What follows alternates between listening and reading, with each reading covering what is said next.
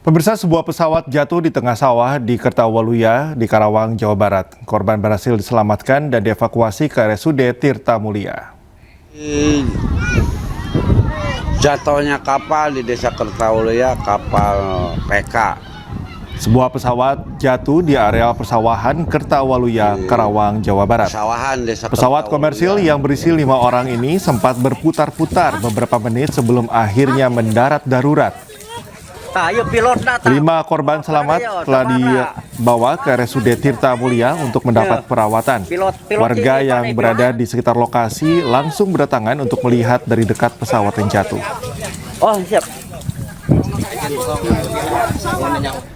Informasi lainnya, pemirsa, Polda Metro Jaya mengajukan perpanjangan masa pencekalan Roy Suryo CS, tersangka kasus fitnah ijazah palsu Presiden ke-7 RI Joko Widodo. Pencekalan ini dapat diperpanjang menjadi 6 bulan.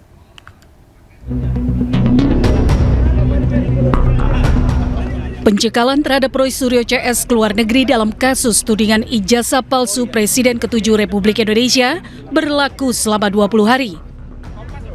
Namun Kabid Humas Polda Metro Jaya menuturkan pencekalan terhadap ke-8 tersangka ini akan diperpanjang dari awalnya 20 hari menjadi 6 bulan.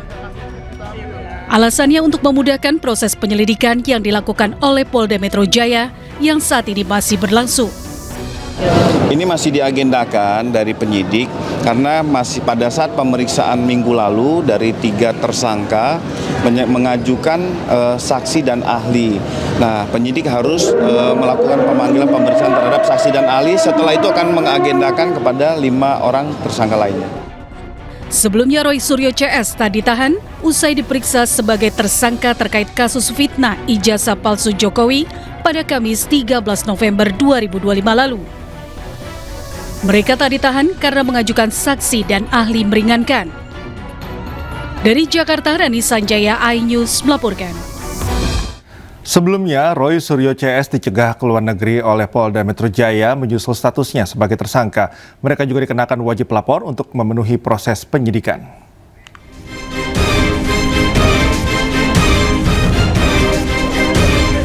Polda Metro Jaya mencegah seluruh tersangka kasus tudingan ijazah Joko Widodo ke luar negeri.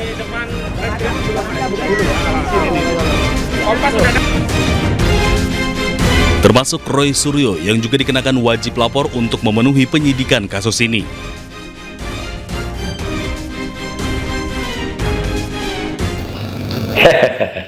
Ya, saya sih senyum saja ya menjawab adanya statement bahwa kami itu dicekal, ya gitu. Nggak apa-apa, ya toh sudah selesai. Udah pulang dari Sydney, Australia, dan bahan-bahan semuanya sudah komplit untuk pembuatan yang black paper itu. Semuanya sudah komplit, nggak perlu lagi, ya gitu. Kalau ke Singapura nggak usah lah. Singapura kampus abal-abal kayak gitu kok. Hanya kampus ke-46 dari 55 di Singapura, dan itu kampus swasta. Tak hanya diam, Roy Suryo CS bersama kuasa hukumnya melawan dengan mendesak Polda Metro Jaya melakukan gelar perkara khusus yang belum ditindaklanjuti. Roy Suryo CS datang ke Polda Metro Jaya sekaligus mengajukan surat permohonan pemeriksaan saksi dan ahli yang diklaim bisa membuat proses penyidikan seimbang. Kami sudah mengirim gelar perkara khusus di bagian Wasidik di Polda Metro Jaya 21 Juli yang lalu.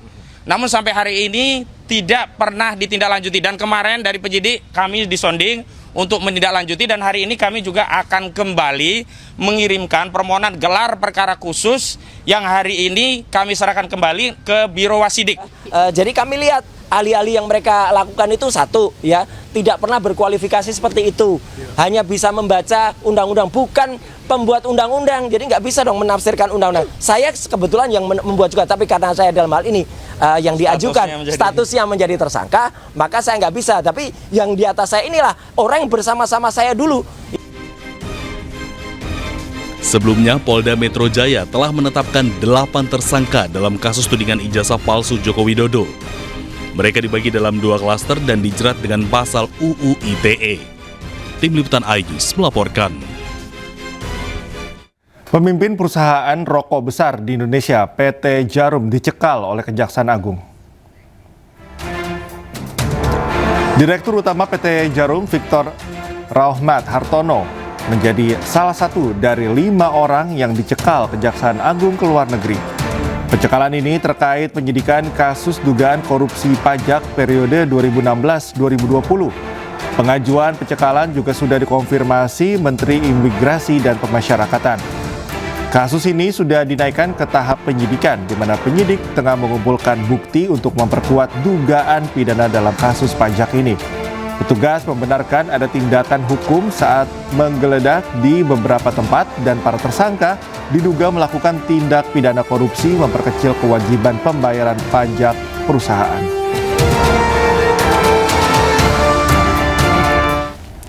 KPK menyebut kasus dugaan korupsi dalam pengadaan Google Cloud yang menyeret mantan Mendikbudristek Nadiem Makarim sudah masuk tahap penyidikan.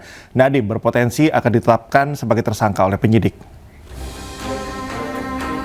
Berdasarkan keterangan PLT Deputi Penindakan dan Eksekusi KPK, Asep Guntur Rahayu menyebut status Nadiem bakal sama seperti kasus dugaan korupsi pengadaan laptop Chromebook yang ditangani oleh Kejaksaan Agung. Perkara Google Cloud telah naik ke tahap penyidikan oleh KPK, namun pihaknya akan melimpahkan perkara ini ke Kejaksaan Agung. Pasalnya, kasus yang menyeret Nadiem memiliki irisan dengan kasus dugaan korupsi dalam pengadaan Chromebook yang diusut Kejaksaan Agung. Dalam hal ini KPK telah berkoordinasi dengan Kejaksaan Agung untuk menyerahkan perkara. Perkaranya sudah selesai, sudah diekspos untuk naik ke penyidikan. Makanya dibilang itu akan kata Pak Ketua kan akan diserahkan gitu. Jadi prosesnya nanti setelah ini dinyatakan naik ke penyidikan, kemudian saat penyerahannya itu pada saat penyidikan ini. Sudah penyidikan nanti dibuka terus nanti kita serahkan. Tentu yang diserahkan apa kan gitu. Kan Bapak belum nyita, belum apa. Jadi yang diserahkan adalah keterangan-keterangan kita miliki, kemudian dokumen-dokumen yang kita miliki yang diperoleh pada saat penyelidikan. Di mana ada beberapa juga yang secara sukarela mengirimkan dokumen dan lain-lain kepada kami, kepada penyidik. Nah, dokumen itulah kemudian juga keterangan-keterangan yang diperoleh, berita acara permintaan keterangan. Nah, itu yang akan kita serahkan kepada penyidik di Kejaksaan Agung. Ke informasi lainnya, pemirsa, oli atau pelumas menjadi bagian penting dalam menunjang kerja mesin kendaraan bermotor. Oleh karena itu, penggantian oli mesin yang rutin dengan oli berkualitas tidak hanya membuat berkendara menjadi aman dan nyaman, tetapi juga memperpanjang usia pakai kendaraan.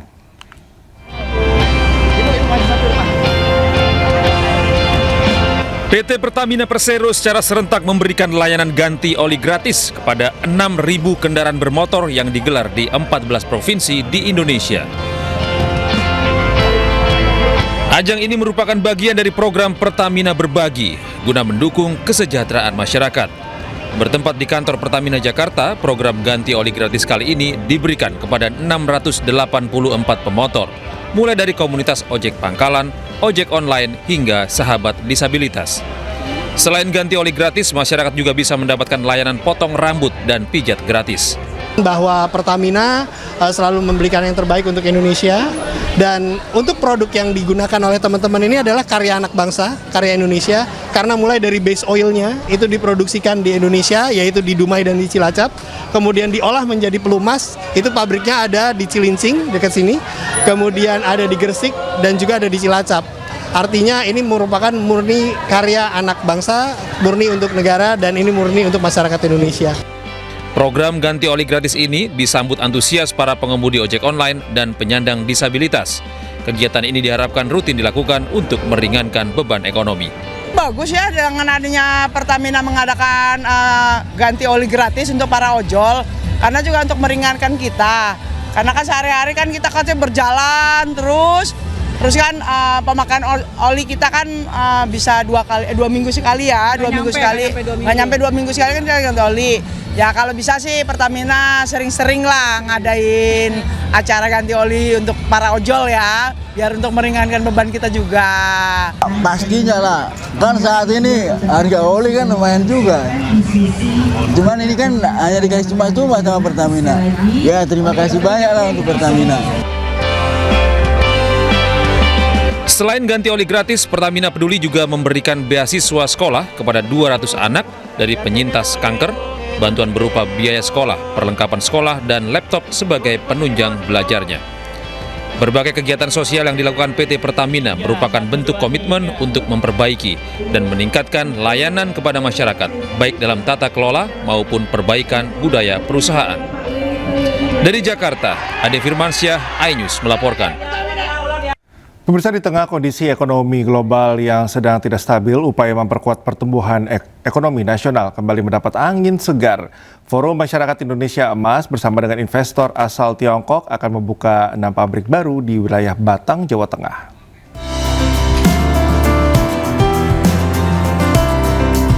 Berbagai bentuk upaya untuk meningkatkan pertumbuhan ekonomi nasional terus dilakukan oleh berbagai pihak, baik pemerintah maupun masyarakat. Seperti yang dilakukan oleh Forum Masyarakat Indonesia Emas yang melakukan pertemuan dengan Wang Xinda Group, salah satu investor asal Tiongkok, guna membahas persiapan peresmian 6 pabrik baru di kawasan ekonomi khusus di Batang, Jawa Tengah pada 9 Desember 2025 mendatang. Ketua Umum Formas Yohanes Handojo Budi Sejati menjelaskan kerjasama ini diharapkan mampu membuka ribuan lapangan kerja baru dan mempercepat pembangunan industri di tanah air. Ini adalah kesempatan emas bagi Indonesia. Ini adalah peluang yang harus segera ditangkap oleh kita. Untuk itu, Formas sebagai salah satu penyelenggara acara pada tanggal 9 Desember itu juga membuka peluang, mengundang para kepala daerah. Selain itu, hubungan baik antara Indonesia dan Tiongkok dalam hal kerja sama ekonomi juga menjadi faktor utama untuk berinvestasi. Hingga November, nilai investasi telah mencapai 1,43 triliun rupiah dan akan meningkat menjadi 2,3 triliun rupiah pada akhir tahun. Tingkat penyerapan tenaga kerja yang tinggi, yaitu akan menyerap 4.000 tenaga kerjaan dan 95%-nya tenaga kerja lokal. 我来到印尼，非常感谢像巴克通还有很多朋友对我的帮助和鼓励。通过这个近3年在工业区的这个投资，现在终于建设了20万平方这样的一个样板工程。 Sangat berterima kasih kepada Pak Ketum Formas yang selalu mensupport kita untuk bisa mensukseskan ini.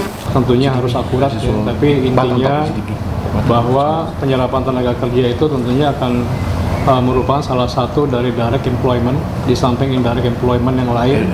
Itu adalah supply chain dari UMKM dan lain-lain, tentunya juga akan menambah percepatan pertumbuhan ekonomi daerah. Dengan kehadiran 2.000 peserta dari Indonesia dan 600 investor asal Tiongkok, acara ini diharapkan menjadi ruang penting untuk menjaring investasi potensial di sektor manufaktur, energi terbarukan, transportasi, perikanan, pertanian, hingga pengembangan IKN. Dari Jakarta, Stephen Patinama, Tri Julianti, iNews melaporkan. Pemirsa, Kementerian Agama menerima anugerah penggerak pelayanan publik bidang harmoni dan ekoteologi dalam ajang Anugerah Penggerak Nusantara 2025. Penghargaan ini diberikan atas dorongan Kementerian Agama membangun kesadaran ekologis dan harmoni sosial melalui pendekatan keagamaan.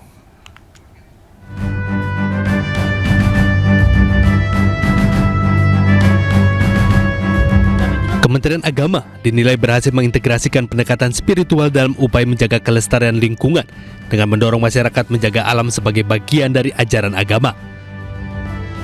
Pendekatan ini difokuskan pada pembentukan pola hidup selaras dengan lingkungan dan menggerakkan masyarakat untuk lebih produktif melindungi ekologi di sekitar mereka. Pendekatan ini dinilai mampu menumbuhkan tanggung jawab bersama terhadap lingkungan hidup menjadi bagian dari pelayan publik yang berkelanjutan. Kami sangat yakin ya, semakin sehat sebuah lingkungan, maka semakin produktif masyarakat di atasnya ya kan. Maka itu kami menghimbau kepada kita semuanya, mari menyadari bahwa menyehatkan lingkungan itu adalah pahala, merusak lingkungan itu adalah dosa. Bahasa agama ini sangat penting untuk menyadarkan masyarakat mencintai dan sekaligus memelihara lingkungan hidup. Dalam kesempatan ini, Menteri Agama berharap program Penggerak Nusantara terus berlanjut karena dengan menggerakkan masyarakat lebih produktif dalam menghadapi persaingan ketat di segala aspek kehidupan di masa depan. Dari Jakarta, Jen Cahyani, Dimas Winardi, iNews melaporkan.